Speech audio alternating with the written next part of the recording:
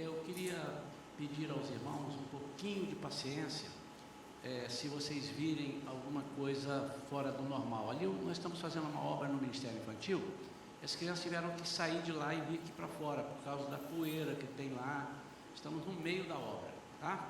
Então, o que tem de anormal? A obra. E ela tem que ser feita. E está terminando, falta mais uma semana, talvez termine. Então, se o seu filho não conseguir ficar de alguma forma, nós vamos precisar que você, então, cuide do seu filho hoje, mas eles estão ali. O meu pedido é que evitemos ir toda hora ali beber água, se precisa beber, tem que beber, porque estão aqui. E criança vai dispersar rápido, né? Mas está ficando legal, a obra não é definitiva, não podemos fazer nada definitivo ali, porque nós vamos derrubar aquela casa futuramente, então não vamos jogar dinheiro fora, mas está ficando bem legalzinho. Eu até sugiro que os irmãos depois, na hora que acabarem os trabalhos, passem lá, principalmente os que têm filhos ou netos lá, passem lá para ver o que a gente está fazendo. Depois de pronta que vocês vão ver que ficou muito bonito, mas nós estamos mexendo ali, eles vão ter o salãozinho de culto deles e etc e tal. Amém? Obrigado. Doutor Perillo. Eu não vou dizer que o microfone é seu, que você vai querer levar ele para casa, né? Mas vamos orar pelo doutor Perillo, que vai trazer para nós a mensagem hoje, pela manhã. Deus deu a ele certamente, e ele já tem aqui para trazer para nós. Pai, em nome de Jesus, coloca o teu servo na concha da tua mão direita, para que tu fales com ele, Senhor, aquilo que tu tens para nós.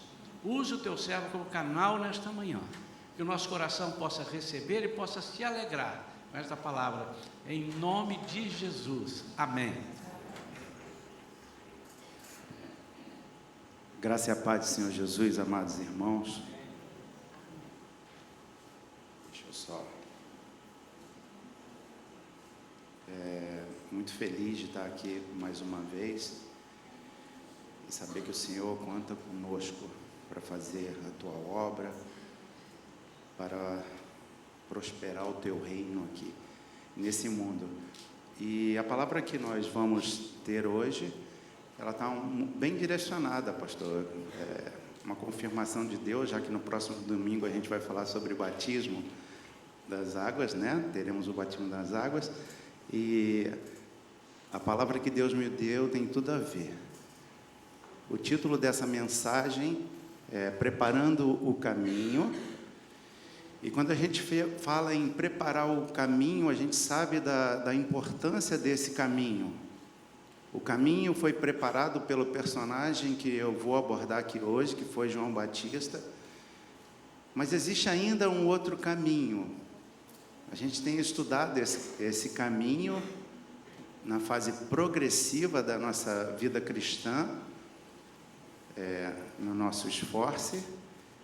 Então a gente vai tentar entender um pouco sobre esse caminho.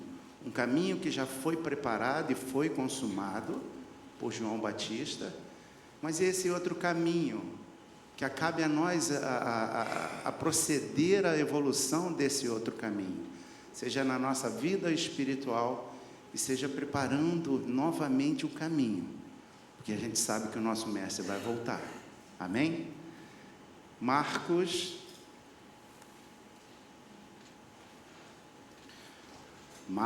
1, de 1 a 8, a palavra diz assim: princípio do Evangelho de Jesus Cristo, o Filho de Deus, conforme está escrito no livro do profeta Isaías: eis que eu envio o meu mensageiro diante de ti, a fim de preparar o teu caminho. Vós que clama no deserto, preparai o caminho do Senhor, tornai retas as suas veredas. E foi assim que chegou João, batizando no deserto e preparando um batismo de arrependimento para o pecado. Vinham encontrar-se com ele pessoas de toda a região da Judéia e todo o povo de Jerusalém, e eram batizados por ele no Rio Jordão, confessando os seus pecados. João vestia roupas tecidas com pelo de camelo, usava ao redor de sua cintura um cinto de couro e se alimentava de gafanhotos e mel silvestre. E esta era a pregação de João: depois de mim vem aquele que é mais poderoso do que eu, do qual eu não sou digno sequer de curvar-me para desamarrar as correias de sua sandália. Eu vos batizei com água, ele, entretanto, vos batizará com o Espírito Santo. Eu vejo poucas pessoas falar de João Batista. Pode projetar, por favor, aquela imagem. E João Batista é uma figura misteriosa, ao mesmo tempo, ele nos dá assim, características diretas do reino. E é isso que a gente vai estar vendo aqui pela manhã. Ao mesmo tempo que ele é misterioso, ele é fascinante a gente estudar sobre João Batista. Ali tem essa figura, uma obra de arte, pertence a Dioclésios, ela está num castelo ainda, em Split, na Croácia, e ela caracteriza um pouco quem era João Batista. João Batista era um ser muito simples. João Batista, ele era magro da forma que está descrita ali, verdadeiramente. Ele só se alimentava de gafanhotos e o mel silvestre. O mel silvestre não era um mel como esse mel que nós conhecemos no dia de hoje. Era um mel feito de tâmara, das frutas que existiam ali. Ou seja, ele se alimentava do que lhe era possível. Se vestia de uma forma também tão simples. Vestes de pelo de camelo e um cinto de couro. Isso nos remete à imagem de João Batista, a um outro profeta do Antigo Testamento. Alguém sabe me dizer? Elias. O reino de Deus, ele é feito de uma forma estratégica. João não se vestia dessa forma à toa, tinha um propósito. Os judeus tinham que enxergar nele a figura de um profeta. Eles esperavam um novo profeta. João chega num tempo da história de Israel, na qual existe um hiato de 400 anos. Durante 400 anos, Deus não fala com o seu povo. Durante 400 anos, Israel é submetida a valores e princípios que não os da lei. Não é novidade para ninguém que nessa época Israel se encontrava sob o domínio de Roma. Apesar de serem aparentemente bonzinhos, eles deixavam o povo judeu a praticar a sua religião, mas com certeza várias coisas foram infiltradas naquela comunidade. Tanto é que o princípio político falava muito mais alto do que o religioso. Tanto é que Anás, um dos líderes na época religioso, Caifás, eles só pensavam na parte política. E nesse contexto, Deus honra ainda assim o teu povo, porque Ele tinha um plano. Ele tinha um plano da salvação. E certamente ali, como em outras partes da Bíblia que a gente pode perceber, existiam pessoas que oravam e pediam a Deus para ter uma solução, porque eles não aguentavam mais sofrer, eles não aguentavam mais ficar tão oprimidos como estava acontecendo naquela época. Os seus pais eram Zacarias e Isabel. Zacarias era um sacerdote, oriundo da tribo de Levi, o que lhe dá uma característica sacerdotal. João tinha uma linhagem sacerdotal. E hoje eu e você somos também sacerdotes, responsáveis por uma implantação do reino aqui nesse local. Isabel, a palavra diz que Isabel já era uma mulher de idade avançada quando engravidou. O anjo do Senhor aparece a Zacarias e ele afirma que as suas orações haviam sido atendidas e ele teria um filho. E aquele útero, que até então era considerado um útero infértil, um útero ressequido, e assim como em outros exemplos da Bíblia, a gente vê Deus transformando certos úteros, para que o plano dele pudesse ser cumprido. Não é verdade? Quantos outros exemplos nós temos? Esse mesmo útero ressequido, sem fertilidade, sem produção, a gente pode comparar ele com um deserto. Esse mesmo deserto, onde João depois é levado para crescer na palavra e para continuar a crescer em espírito. A gestação de Isabel, apesar de ser o que a gente chama na obstetrícia de uma primípara idosa, ou seja, o primeiro filho em uma idade avançada, decorreu de uma forma natural, simples. E tem uma passagem aqui que eu acho fenomenal. A palavra diz, e isso eu vou pedir até para você projetar, por favor, em Lucas 1, 39 e 41, que descreve esse fato que eu vou relatar.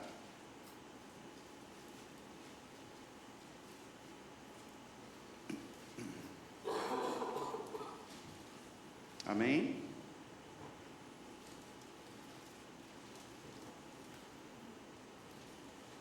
Lucas 1 é enorme.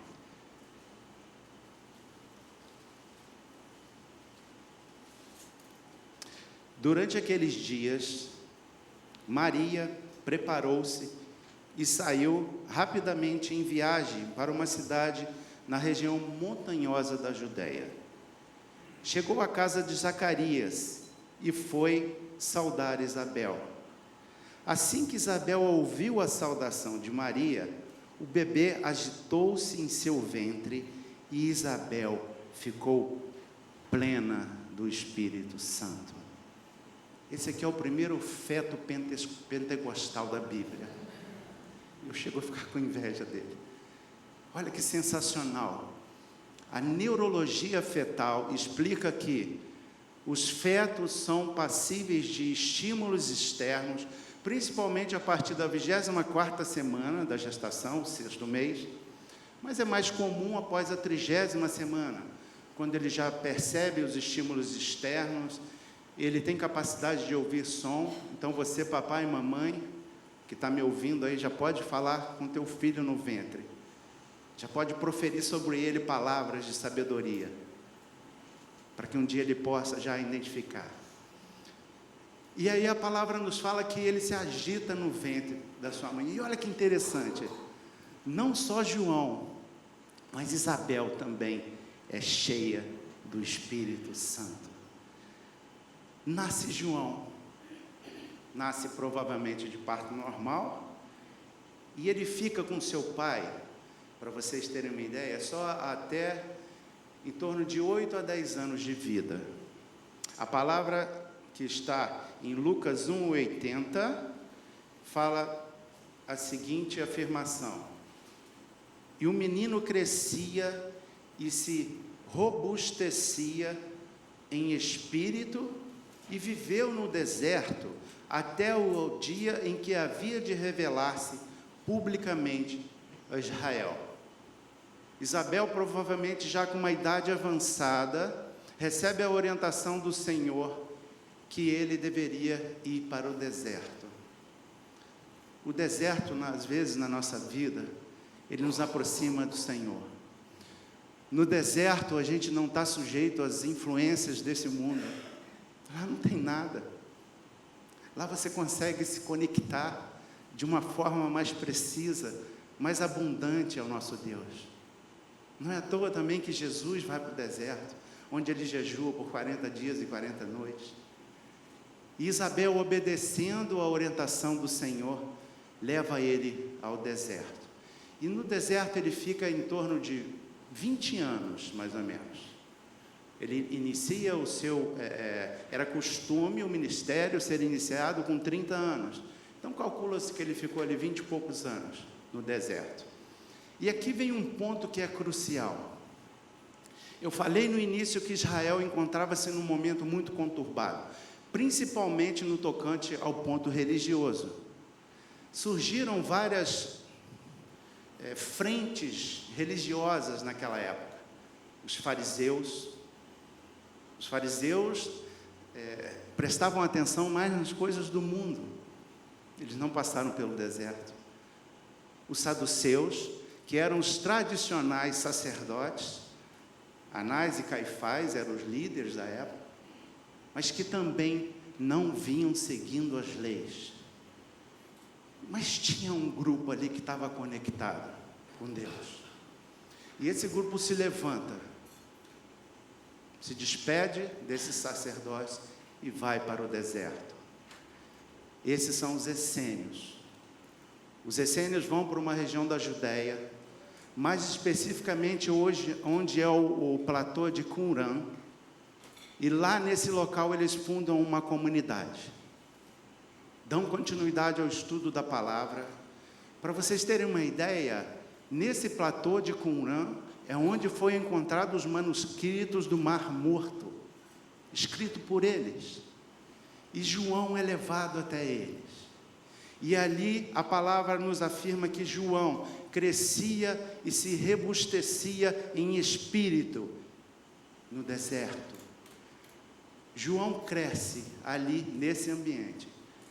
Os essênios tinham outra característica que nos faz corroborar com esse raciocínio que ele foi criado por eles. Eles acreditavam em Isaías 43, que existiria um precursor do Filho de Deus. E a gente está falando de João Batista. Foram encontrados também nessa região tanques batismais, tanques nos quais eram realizados a purificação. Eles se purificavam antes de ir ao templo. Então, tudo isso nos leva a acreditar num raciocínio lógico, que João foi criado pelos essênios. O início de ministério, eu estou apenas fazendo uma introdução, pastor, eu vou ficar no meu tempo, pode ficar tranquilo. O início de ministério de João a gente pode evidenciar em Lucas 3.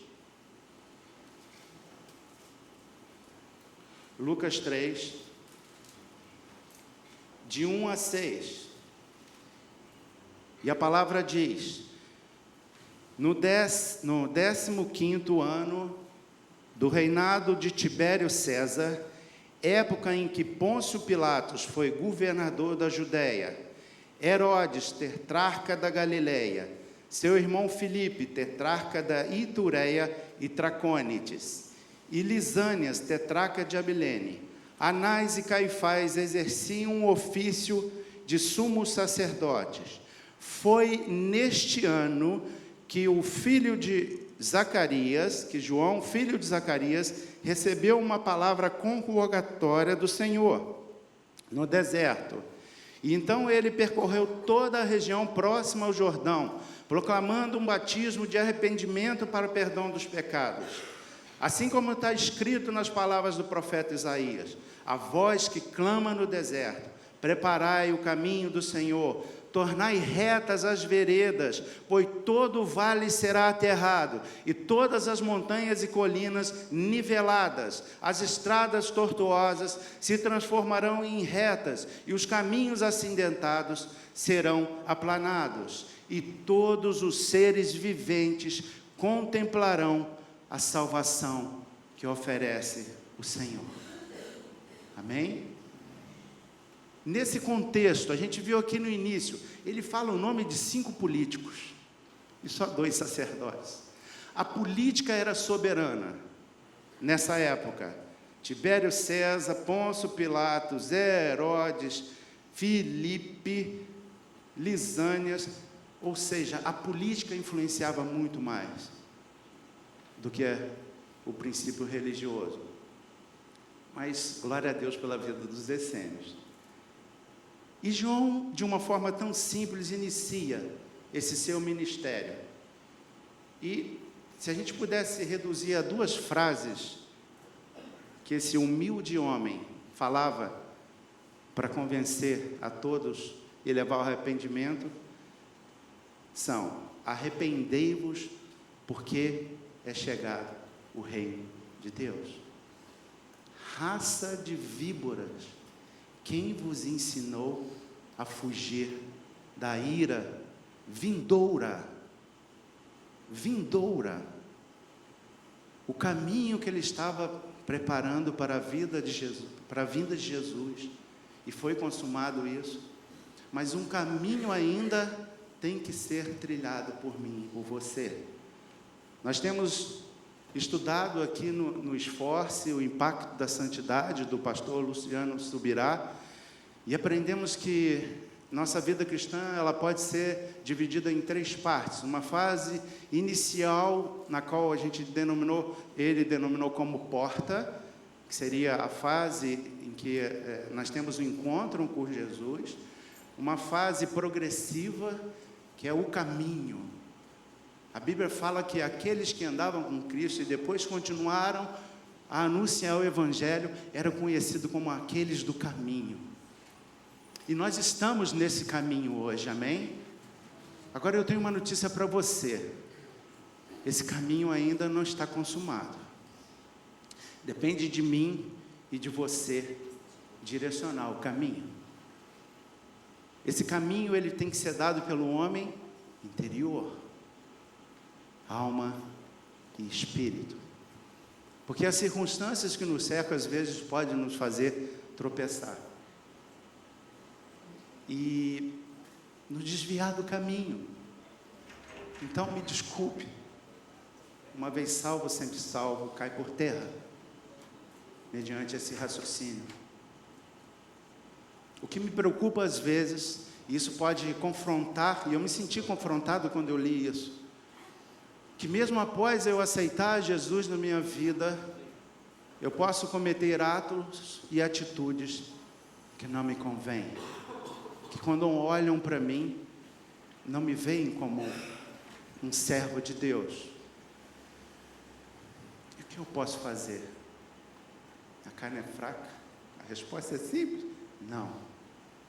Não.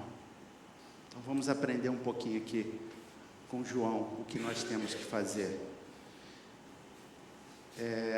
Eu vou pedir para abrir Lucas 3, 8 a 15.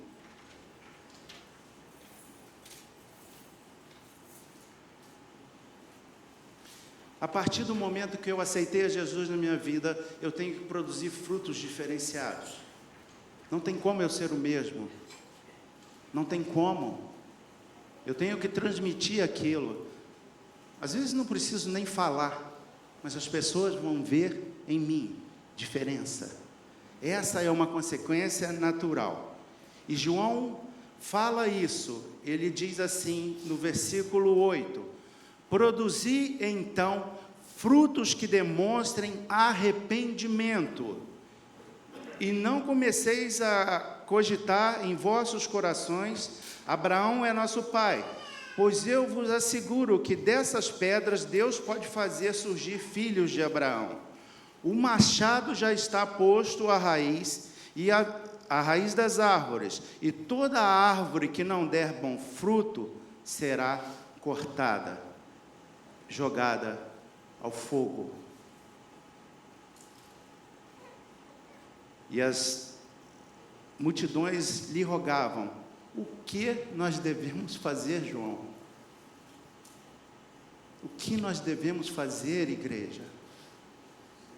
Eu me coloco também nesse contexto. O que nós devemos fazer? E eu creio que nessa manhã João tem algo a nos passar nesse sentido.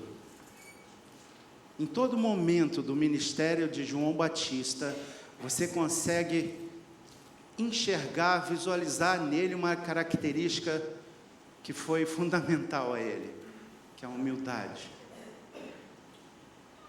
João se vestia de uma forma bem simples, já falei. João, a todo momento, quando vai falar do mestre, fala que o mestre é sempre superior a ele. Eu não sou digno nem de desatar os nós das sandálias. Ele é maior. Eu não sou o Cristo, ele é o Cristo. Amém? Mas eu quero te dizer uma coisa. Eu gostaria também de ler Mateus 3, 7 a 11, que aborda essa mesma passagem, Mas existe ali uma outra frase que eu creio que vai nos fazer crescer e nos impactar um pouco mais.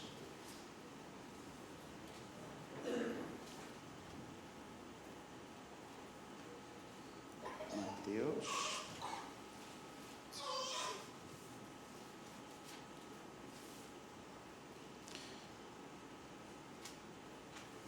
Eu vou ser mais específico, eu vou direto ao versículo que eu quero. Ele, mais uma vez, Mateus descreve como João abordou toda a situação, reprimindo ali os fariseus. E aí, no versículo 12, ele faz a seguinte afirmação. Ele, está com maiúsculo, ele está falando de Jesus. Ele traz a pá em sua mão e separará o trigo da palha. E separará o trigo da palha. Recolherá no celeiro o seu trigo e queimará a palha no fogo que jamais se apaga. Do que ele está falando aqui, gente? Ele está falando que eu e você temos que nos cuidar. Ele está falando que eu e você temos que deixar ser Jesus o centro da nossa vida. Ele está falando que esse caminho ele pode ser desviado. Mas eu tenho uma notícia boa para você. Mesmo que tenha acontecido em algum momento da nossa vida, tem jeito. Tem jeito. João 1, 29 a 34, João aqui não o Batista, o apóstolo.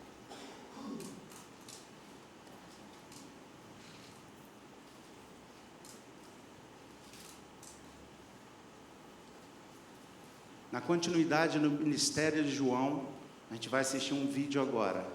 E aí depois eu vou ler a palavra, por favor. Acontece esse fato.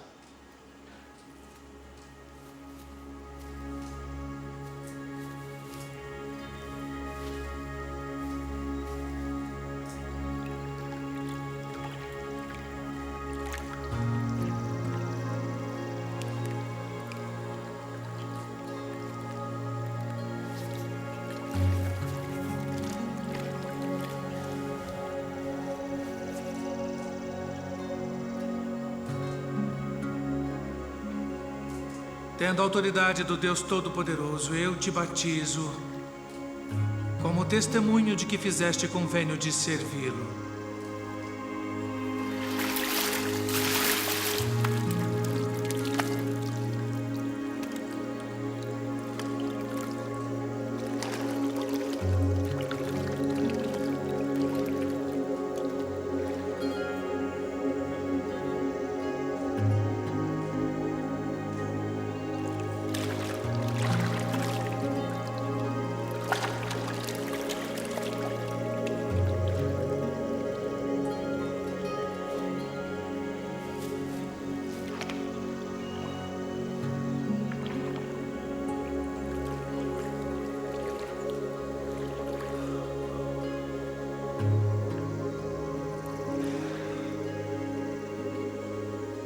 Eu careço de ser batizado por ti.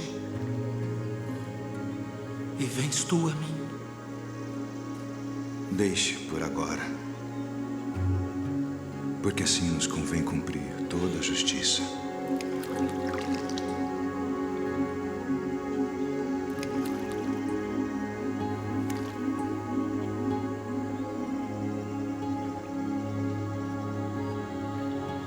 Tendo autoridade do Deus Todo-Poderoso, eu te batizo, como testemunho de que fizeste convênio de servi-lo.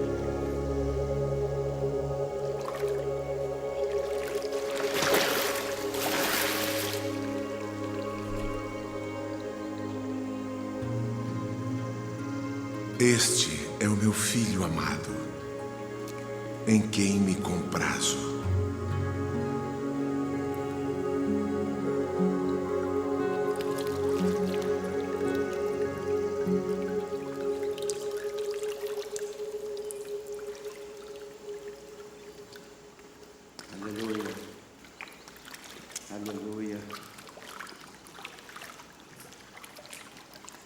consiga enxergar nas entrelinhas desse vídeo. A gente vai ler aqui em João, ele faz duas afirmações nos versículos que eu vou ler, que João fala assim: eu não o conhecia. Mas à frente ele repete: eu não o conhecia. Se eu encontro com um de vocês aí na rua, eu vou dar um bom dia. Às vezes eu não lembro até o nome, gente, eu sou ruim para isso. Mas eu vou reconhecer. De fisionomia eu sou bom. João afirma que não o conhecia. Mas certamente algo acontece ali naquele momento. A palavra fala que João, de uma forma rotineira, batizava centenas de pessoas em um mesmo dia. Mas nesse dia chegou alguém diferente, qual ele não conhecia o rosto. Eu creio que nesse momento, João vai se lembrar lá do útero da mãe dele. Porque a presença do Espírito foi tão grande naquele local, e ele deve ter ficado arrepiado. E ele falou: opa, é ele. Ele. Este é o Cordeiro de Deus que tira o pecado do mundo. É dele que eu tenho vos anunciado. Ele. E de uma forma tão humilde, Jesus vai até a ele. E mais uma vez João caracteriza essa humildade. Eu vou ler. João 1, 29 a 34. No dia seguinte, João viu a Jesus que vinha caminhando em sua direção e disse: eis o Cordeiro de Deus que tira o pecado do mundo. Este é aquele do qual eu disse: depois de mim vem um homem que tem excelência, pois que já existia antes de mim. Ele é o início, ele é o fim, ele é o alfa, ele é o ômega.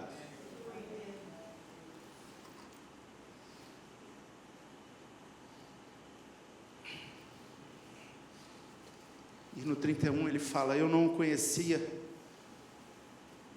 mas a fim de que ele fosse revelado a Israel, vim por isso batizando com água. Versículo 33, ele fala mais uma vez: eu não o conhecia. Aquele, entretanto, que me enviou a batizar com água, me disse: aquele sobre quem vires descer e permanecer o Espírito, esse é o que batiza com o Espírito Santo. E eu, de fato, vi e testifico que este é o Filho de Deus. Humildade. Mais uma vez, nessa passagem, a gente consegue ver, João vira para Jesus e fala: eu não sou digno. Tu que deverias estar me batizando, e você vem até a mim. Se a gente vai ao dicionário, vê a definição de humildade. Cadê meu celular? Definição de humildade, um dicionário, na língua aqui do mundo. Vou ler para vocês rapidinho.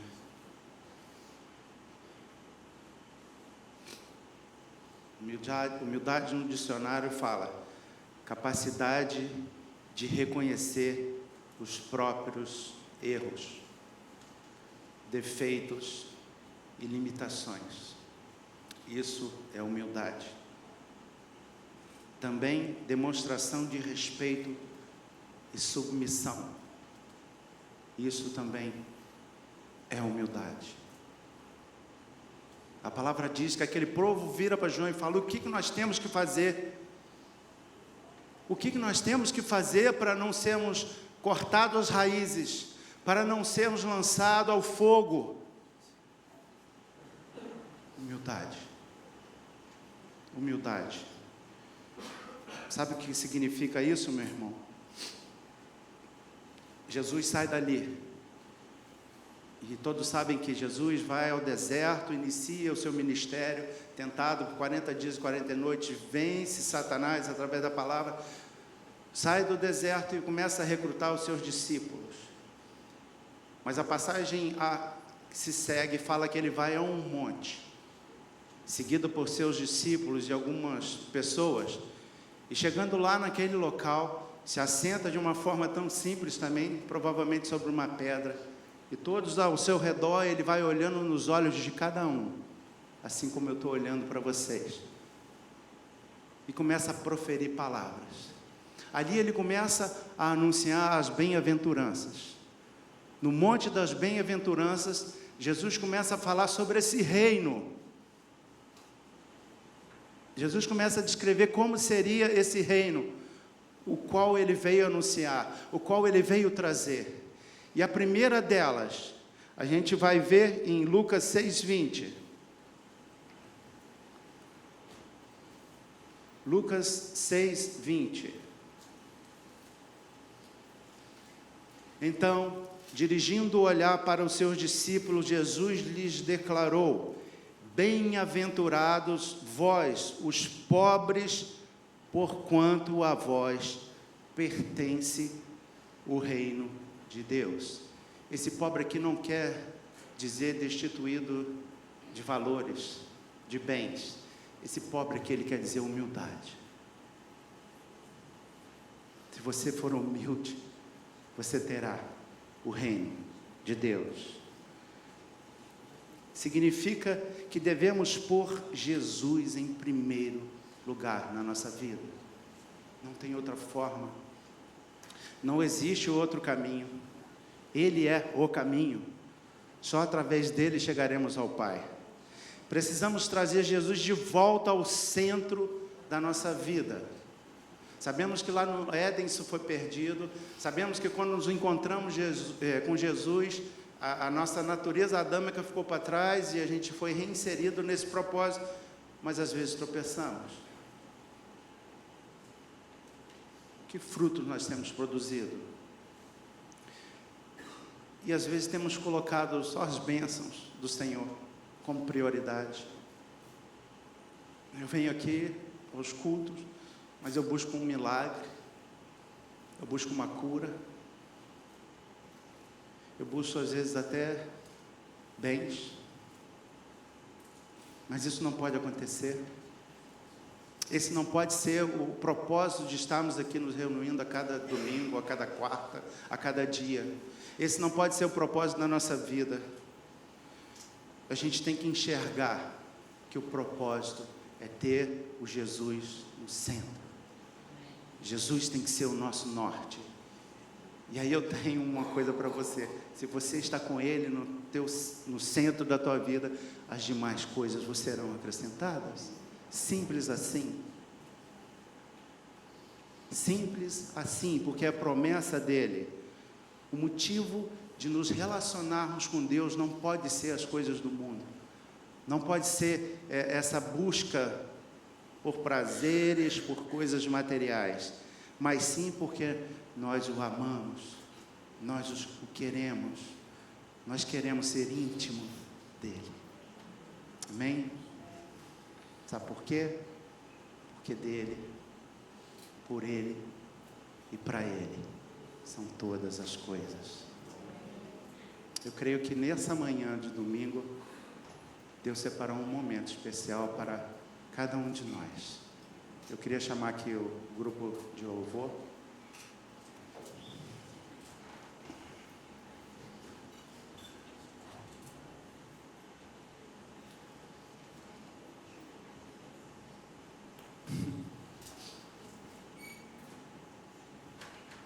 Um dia eu vislumbrava em ter essa cena aqui na minha vida. E Deus é maravilhoso. Eu aqui e meu filho ali. Louvado seja Deus.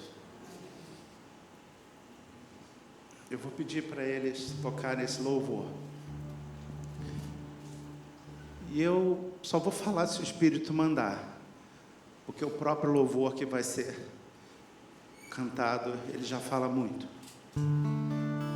Ele já fala muito dessa humildade, na qual podemos perceber na vida de João,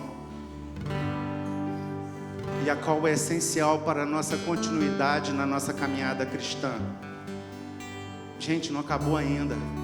Tem um caminho a ser percorrido. E Ele conta conosco. Ele quer nos encontrar naquele grande dia no qual o nosso corpo será glorificado e não existirá mais o pecado para nos influenciar. mas isso ainda não aconteceu. Existe uma caminhada a ser feita. Enquanto o grupo de louvor está cantando, você aí no teu local, coloque a mão sobre o teu coração e sinta-se livre para a ação do Espírito Santo sobre a tua vida nesse momento. Deixa Ele falar a tua mente, ao teu coração. Não crie restrições. Se desligue lá fora. Sinta-se no deserto agora. Deixa o Espírito falar ao teu coração. Se ainda há alguma restrição na tua vida espiritual, que ela caia por terra hoje, em nome de Jesus. Que possamos ver os frutos do arrependimento sobre a vida de cada um aqui nessa manhã, em nome de Jesus.